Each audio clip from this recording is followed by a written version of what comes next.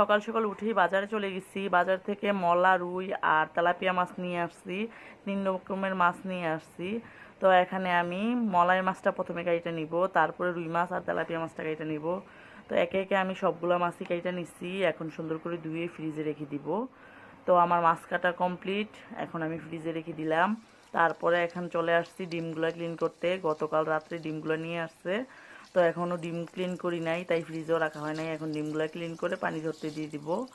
আর হাঁসের ডিম প্রচুর ময়লা থাকে, তাই একটু বেশি ঘষা মাজা পরিষ্কার করতে হয়। আমি হাঁসের ডিমটা একটু বেশি পরিষ্কার করি, কারণ ময়লা প্রচুর থাকে। আর মুরগির ডিমটা একটু কিছুক্ষণ ভিজিয়ে রেখে তারপর হাত দিয়ে কসলাই কসলাই ধুয়ে নিই। তো আমি একে একে সবগুলো ডিমই ধুয়ে নিলাম। ধুয়ে এখন পানি ধরতে রেখে দিব। তারপরে আমি এখানে মুরগির ডিমটা ক্লিন করে নিব। আর মুরগির ডিমেও তেমন কোনো ময়লা থাকে না, তারপরেও ক্লিন করে নিই, কারণ কি ডিম তো একটু ময়লা থাকি। তো এখন আমি সুন্দর করে একে একে মুরগির ডিমটাও ক্লিন করে নিব। তো তারপরে মুরগি ডিম ক্লিন করার পরে আমি নাস্তা বানিয়ে নিব। আজ নাস্তাতে তেমন কোনো কিছুই রান্না করব না, শুধু রুটি করব। আর গতকাল রাত্রে ভুড়ি ভুনা করছিলাম, ওই তরকারিটাই রয়ে গেছে। তো আমি কয়েকটা ডিম সিদ্ধ করে নিব, সাথে একটু টমেটোর সালাদ করব, তারপরে রুটি, আর ওই রুটি দিয়ে ভুড়ি ভুনা খাবে। তো আজ নাস্তাটা তেমন কোনো ঝামেলার ছিল না, কারণ মাছ বাজার আনছি, মাছ কাটতে কাটতে এমনিতেই অনেক বেলা হয়ে গেছে।